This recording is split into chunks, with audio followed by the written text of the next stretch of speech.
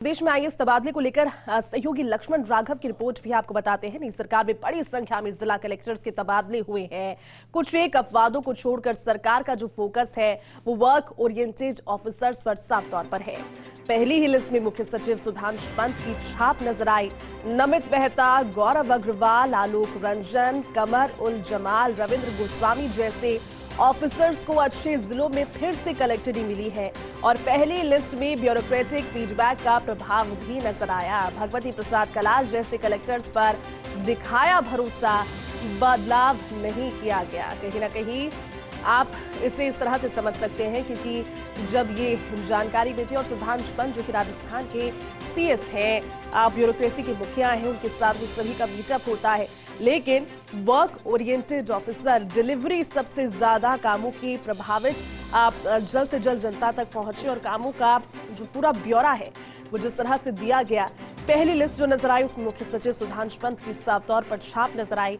सरकार का भी भरोसा ब्यूरोक्रेसी को लेकर के और उनकी फिर ये जो छवि है, जो छाप है, वो उस लिस्ट में नजर आई। हमारे साथ से लक्ष्मण जुड़ चुके हैं खुद उनकी रिपोर्ट पर। लक्ष्मण, आपकी रिपोर्ट बिल्कुल सटीक वही बात अभी ऋतुराज के साथ में डिस्कशन के जरिए हो रही थी कि जो नई सूची है, जो बदलाव हुआ है, उसमें नई सरकार में बड़ी संख्या में जिला कलेक्टर्स के जब तबादले हम होते हुए देख रहे हैं तो वर्क ओरिएंटेड ऑफिसर्स एक टर्म है जो साफ स्पष्ट होता हुआ सूची के जरिए नजर आ रहा है कि काम अगर करेंगे, डिलीवरेबल अगर काम होगा तो स्थान जरूर मिलेगा। बदलाव इस तरह से क्या इस पर आपका विश्लेषण है?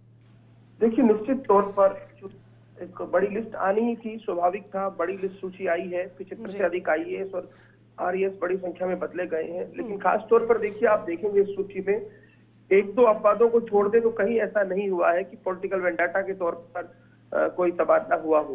तमाम जो ऑफिसर्स हैं, अच्छे ऑफिसर्स हैं, उनको दोबारा कलेक्टरी मिली है। नमित मेहता, गौरव अग्रवाल, आलोक रंजन, कमर उल जमाल, ये तमाम ऐसे लोग हैं जो ऑलरेडी कलेक्टर थे इस सरकार में भी, और उनको बेहतर जो है जगह और भी मिली है। तो कहीं ना कहीं देखिए ब्यूरोक्रेसी वही रहनी है। अब जो मुखिया होते हैं, जो चीफ सेक्रेटरी हैं, उन्हें किस तरह से उन्हें काम मिलेना, ये इंपॉर्टेंट बात है। तो उस तरह से चीजें देखने में आई है।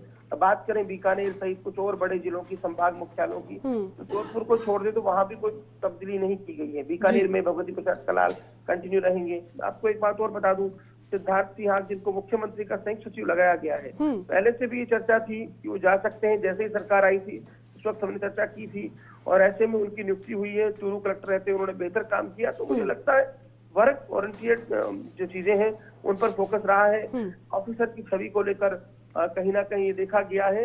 तो कुल मिलाकर कहा जा सकता है कि अब मंत्रिमंडल के बाद, भजनलाल मुख्यमंत्री जी की टीम बनने के बाद अब ब्यूरोक्रेसी की टीम भी तैयार है। तो कहीं ना कहीं अब उम्मीद जनता भी ये कर रही है, जो काम है, योजनाएं हैं, वो सरपट चले।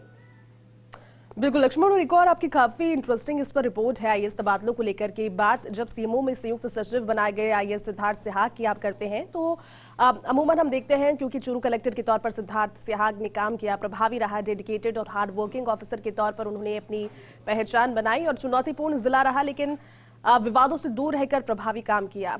और उसके बाद में आज जो चर्चा थी उसमें आखिरकार लिस्ट में जिम्मेदारी भी मिली। क्या कहेंगे इस पर?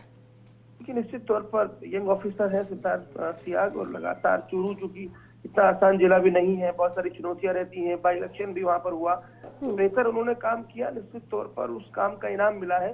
हाँ, इतना जरूर है कि जैसे ही सरकार आई थी उसी वक्त ये चर्चा चल पड़ी थी कि सिद्धार्थ सिहाग को सीएमओ लगाया जा सकता है और बड़ी लिस्ट में ऐसा ही हुआ है। उन्हें एक महत्वपूर्ण जिम्मेदारी मिली है।